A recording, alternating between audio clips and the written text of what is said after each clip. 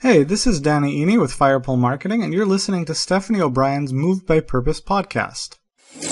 Are you longing to know what your purpose is? Are you on the wrong career path? Do you feel like there must be more to life? Don't worry, there's hope. It's time to be moved by purpose. Now your host, Stephanie O'Brien. Hey, it is Stephanie O'Brien, your host with the Moved by Purpose podcast, and I want to thank you for dropping in and listening. Today's episode is going to be a little bit different. First of all, this is episode 42, which is crazy that I'm 10 episodes away from a whole year. That's crazy to me. Exciting, and I'm going to plan a special episode on that day to go over kind of the big evolution and progression from my day one starting podcast all the way to the year. Talk about highlights, low points, significant learning lessons. So I'm excited about that one, but that's, 10 weeks away. So for today, I want you to bear with me. I am going to do this. I have prepped a little bit, but not extensively. So I am hoping that I do not ramble on because I haven't necessarily written a script. So I'm going to do the best out of my inspiration to contain myself and keep it together. One of the things that I am inspired to share with you today, first of all, I want to update you on what's going on with me personally. I am in the process of a move, so that has been a stressor in my life with that whole transition. I have tenants that came faster than expected, and they want occupancy January 1. And so I am in the process of packing up my house, and I still need to find a new place to live. So that's a fun process and a fun place to be. And I'm going on vacation December 25th through January 30th. For the holidays, I'll be in Miami. So, I need to be packed and have most of my stuff out by the 23rd, which means I need to have a place pretty set. Anyway, I don't want to think too much about it. I have been working really hard finding a place, but I might have to tentatively live with a friend for a couple weeks or a month until some of these places become available and open up, because a lot of what I've inquired about are not available until mid-January or February. So that's my saga in life, but all is well. All is well. And then the second thing, I really want to talk about the programs that are going on. I have a mastermind group. I have the Purpose Pursuit program that just opened up, that is still open for registration. And I have the Passion Project, which is now closed. And these groups I love. They're different. Well, there's 3 different groups serving the needs of people in different stages of the process of living out your calling. The Purpose Pursuit are those for those that know they have a purpose, but they have no clue what that is. They want a meaningful, satisfying career. They want some sense of calling and contribution in their work and daily working activities. They know that if they got clear on that and started living that out and got paid as a bonus to do that, in alignment with that they would be much more fulfilled and satisfied overall in their life. So Purpose Pursuit is for that. And I am opening up the course or the group on December 16th for you to come join us free of charge. But I do have requirements for you. You need to email me that you are interested in joining us. And at the time that this episode airs, that's basically a day. So you have today. You have Monday, December 15th to email me and let me know. You'll have all day Tuesday. The call starts at 7 p.m. December 16th. So you'll also have that. You need to email me, and I will have a form to fill out. It's not going to take more than 15 minutes tops. Don't fret about not getting it completely. I just need general information to how I can serve you so you can get the maximum benefit and value of showing up and hopefully get you in the right direction of transforming your life into creating or doing work that you love. So you'll need to email me at Stephanie@movedbypurpose.net. You can fill out the contact form, and in the subject line, just say Purpose Pursuit.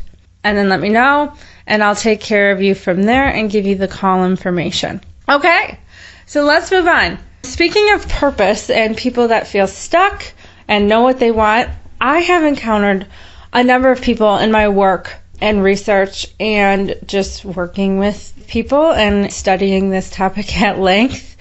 People that feel stuck and seem to not be able to move forward where they want to, but they haven't gotten a satisfying or successful result. I say I'm going to talk about 3 reasons as to, maybe I'll try to limit it to 3. Or maybe even just talk about 2. I'm going to talk about the 2 primary reasons, and we'll see how we're doing for time as to why there seems to be black. I'm going to read this quote from Carl Sandburg, where he says, "There is an eagle in me that wants to soar, and there is a hippopotamus in me that wants to wallow in the mud." And I don't know about you, but I certainly can relate to that statement, where you're almost double, like you almost have a split personality. Your heart desires one thing, but then your mind takes you to other things. And it's like this big tension or tug of war, and it's exhausting. It takes up a lot of energy just to deal with that fight, and you're not getting anywhere. And that can be really discouraging and cause a really nasty, vicious cycle that can go on for years and years and years. And it is this kind of double-mindedness or this split desire thing that I believe is the reason why. Well, there's a lot more reasons why in the biblical story, but it also addresses that the Israelites wandered around in the wilderness for 40 years, and they were double-minded. And so how many of us feel like we're wandering around for 40 years, aimlessly wandering around, not getting to our promised land, or not getting to the result or the outcome that we desire? And here are some things that I see that keep people stuck or keep people trapped. And one of the big things is that they are stuck in their comfort zone, even though what is going on in their life is not healthy for them, it's not challenging them, they're not thriving in it, it's not bringing life to them, it's not good for them. They know they're settling, they know it's less than God's best for them, but they know it. They know it. It's predictable, it's certain, it's what they know. And so a lot of times they will cling to that comfort because they do not want to risk letting go. And I myself did that when I was facing a career change or the process. I was unhappy. I knew I didn't want to stay in the job I had. I knew I wasn't meant to. I knew I was meant for something more. And I would complain a lot, and other people would say, you should go back and get your master's, or do this, or have you thought about just switching agencies, or all kinds of things. And I didn't take any of those actions or do any of that because I intuitively knew that that wasn't a good fit for me. And I'm glad that I didn't. I'm not regretting that I didn't. But there was also a lot of fear in there with, what if I change careers and end up disliking it even more than I dislike this job? What if I go and it's more hours, I don't like the people, I don't get along with my boss, what about that? And so through the process, I ended up writing kind of a pros and cons list of all the good things that I like about my current job and then the things that I don't. And it was through that where I got the clarity of, I knew that getting a master's to go pursue the same field or just switch to a different agency wasn't the solution, and that I would be just as miserable. Where I actually liked my supervisor, I loved my team, I had flexible hours, I worked remotely, And I had a lot of wonderful perks that kept me in there for as long as I was there, but it just wasn't a good fit for me overall. And so my first suggestion for you is when you are in your comfort zone, write down the list of pros and cons, all the benefits that serve you in your current position, where you are. What do you like? Why are you still there? What's keeping you there? There's obviously some sort of benefit that's keeping you there. And then write the cons. What do you not like? What's causing discomfort? What's causing unrest? What is getting under your skin about this job? And then for the unknown, or the new beginning, the new uncharted waters, write down all of the benefits that could be if you do it. It could be greater freedom. It could be finally pursuing a dream you've always wanted to. It could be trying something new. It could be just stretching yourself and developing to be a stronger and better person. It could be finally pushing yourself to be the person you wanted to model to your children or family, or the person you've just always wanted to be. List all of those characteristics or benefits, and then list down the things that scare you about it, the things that are holding you back, the reasons or excuses or justifications as to why you haven't done it yet. Why haven't you taken action? What are the lies that you're believing? Most likely those are lies, by the way. And write that down so you can kind of take a look at it. I think doing this exercise is really powerful and really freeing, and it communicates a lot when you get that out of your head and you communicate back to yourself by what you wrote down on paper. And the comfort zone is a really big thing for me. And I just want to say, if you want to live an extraordinary life, you have to let go of ordinary living. Okay?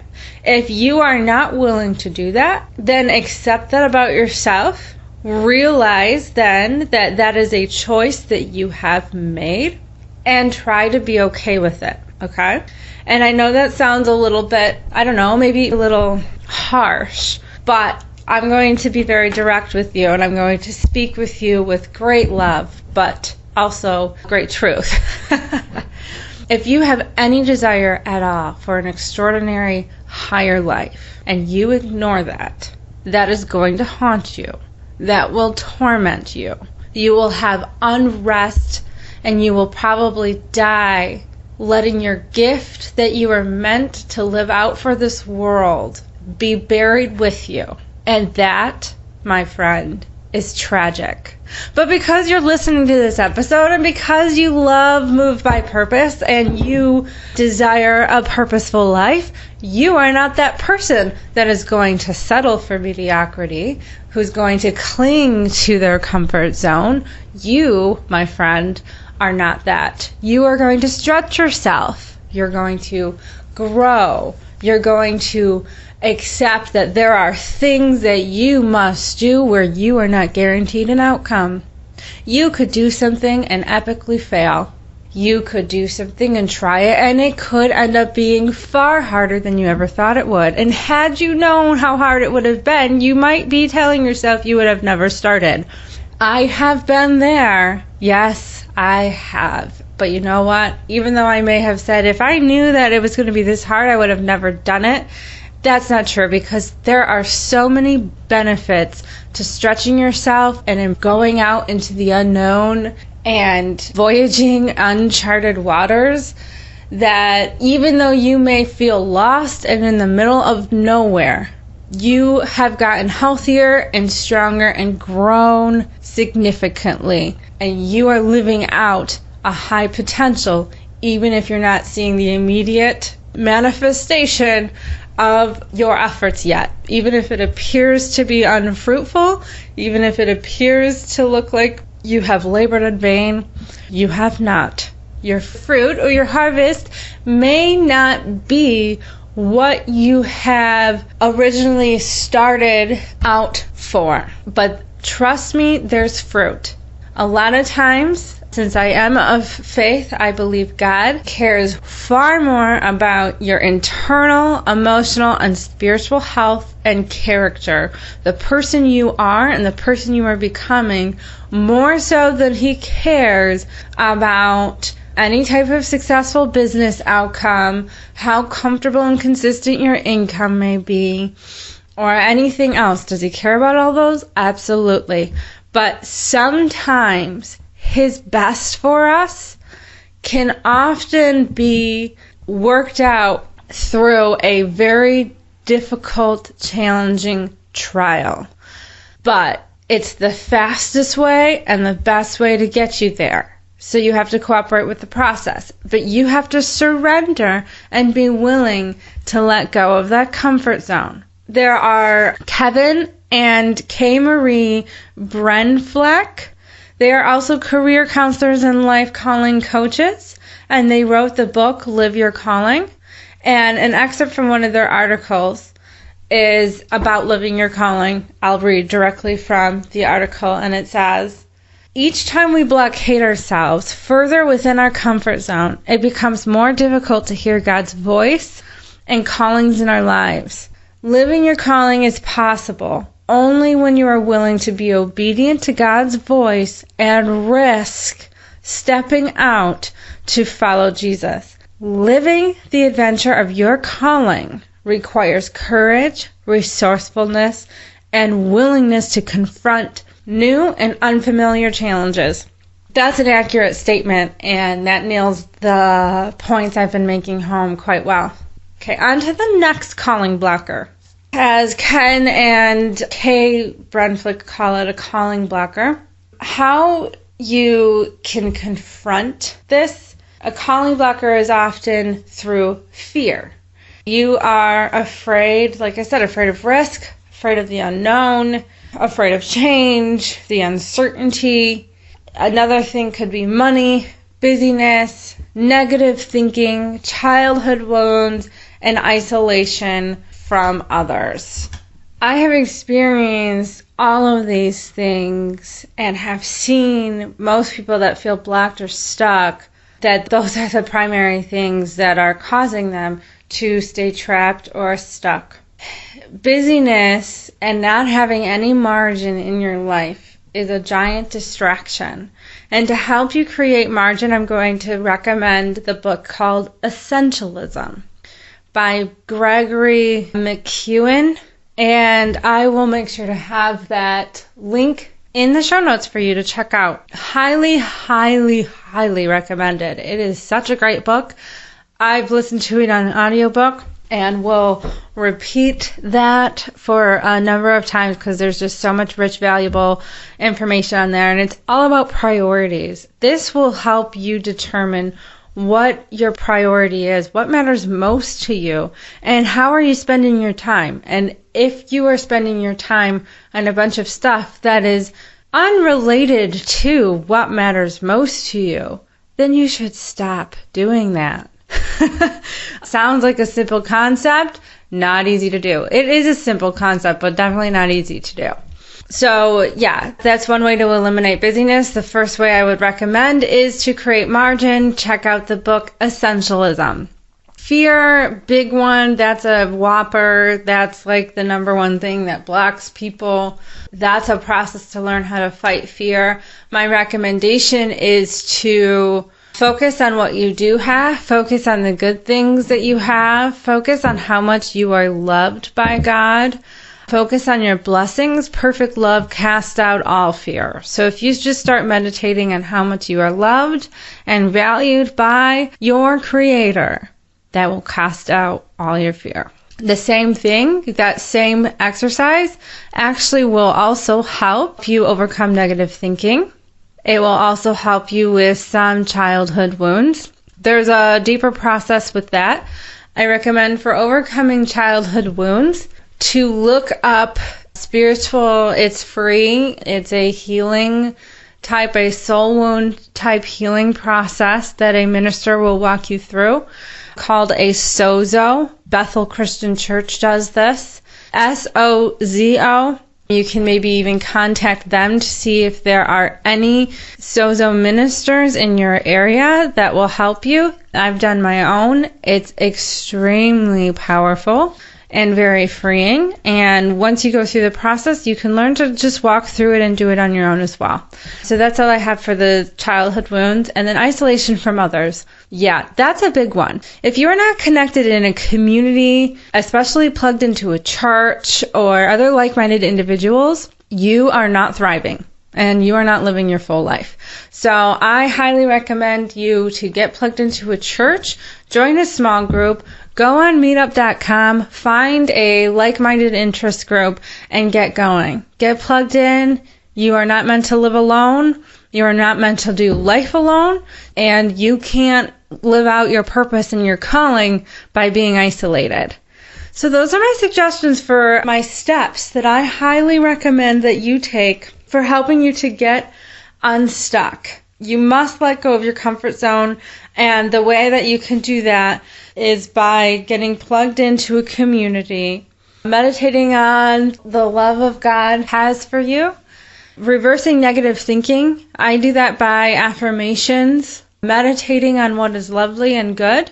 When I start seeing myself going into a downward spiral, a depression, as I shared with you earlier on this episode, I'm not going through an easy time per se with having to pack up a house and having no clue where I'm going to be living.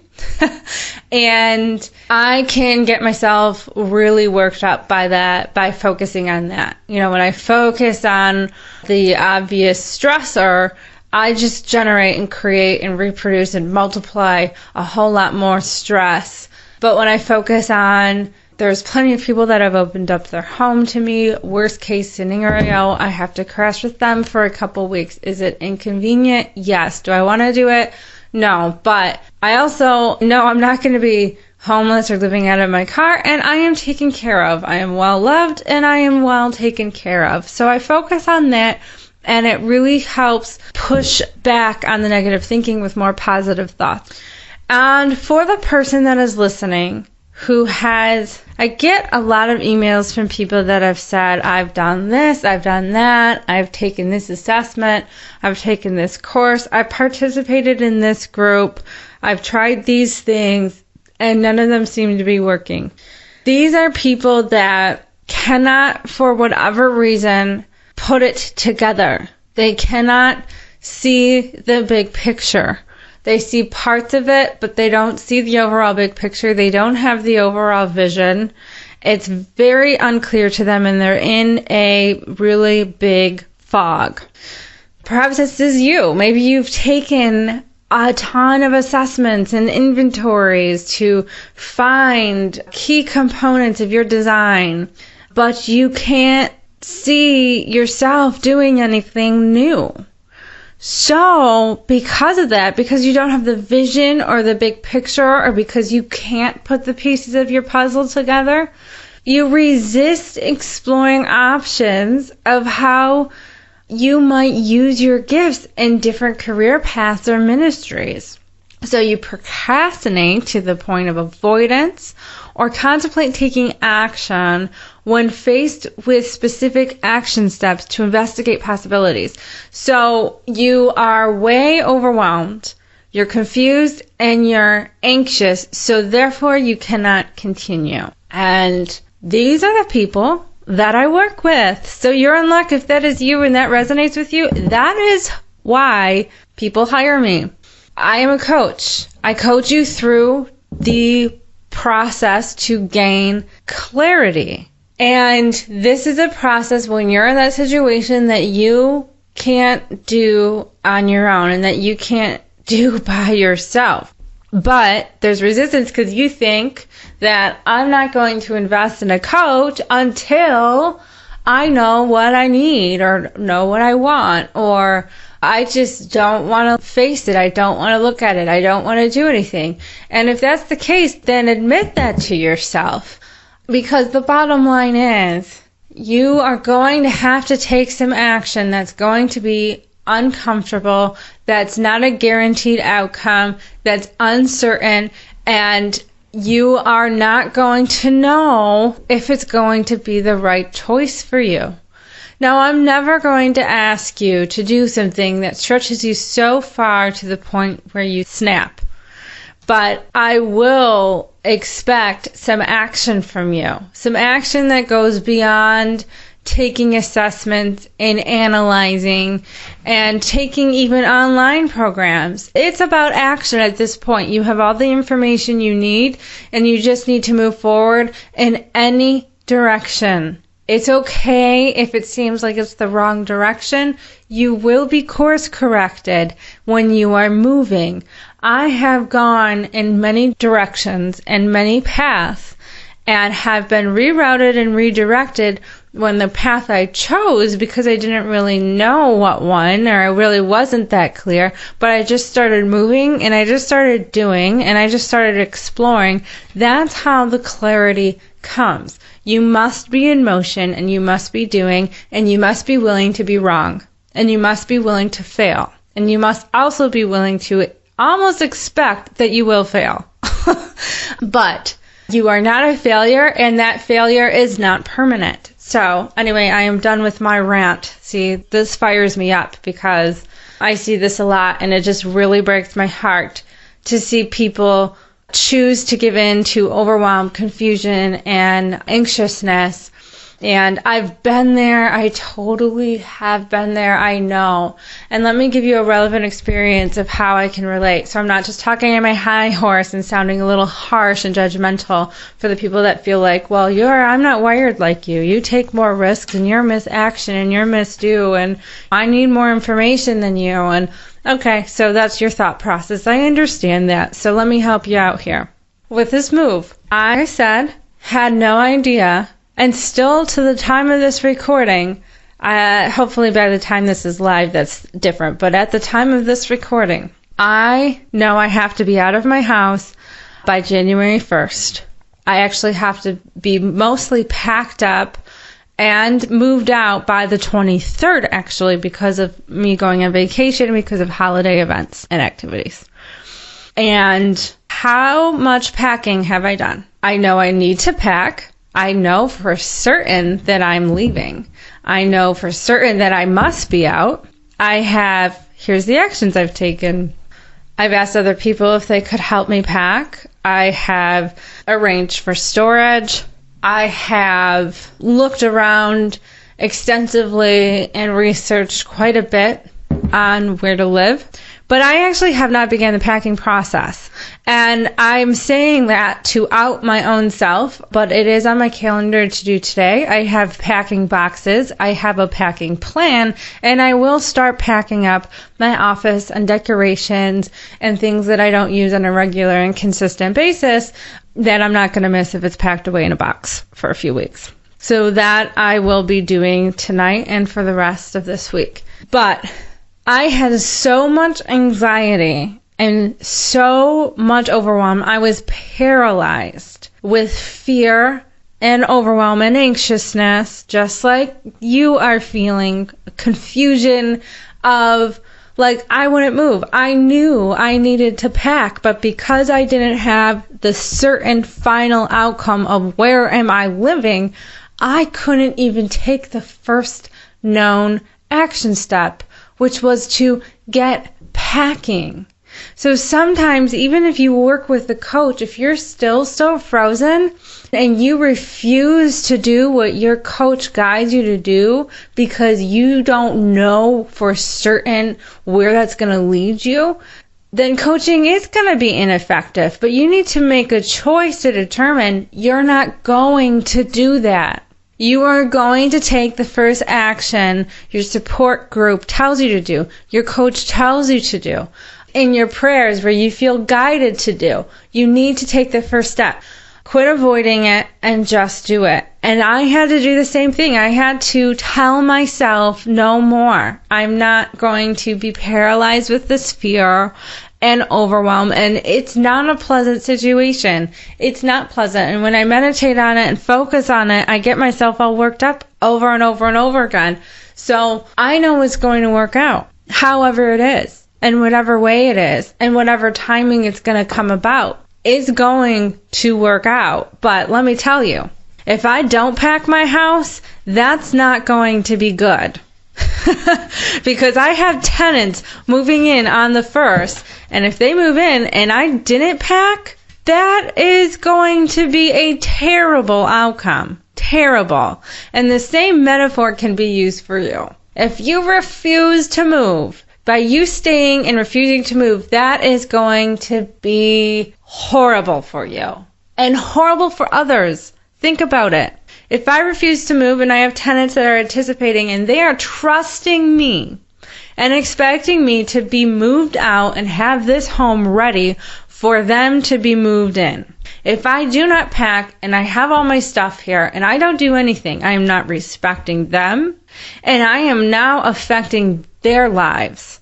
I have destroyed their trust and I have inconvenienced them because I refuse to move. So, anyway, again, on a soapbox, I'm done with that. So I want you to commit. You will take that first step, and you know what that first step is. You know what it is. I know that you know what it is. So my encouragement is take the first step and trust in the process. And I'm here for you. Please email me if you have any questions. Join the Purpose Pursuit program if you feel that's a great fit for you. We are all in the same situation, similar circumstances. So you are welcome there. That is a very safe place for you to join and be a part of, where you'll get encouragement from the other members and guidance from me to hold you accountable and get you unstuck and get you thriving in work that you love. And I will stay connected with you and talk to you all next week.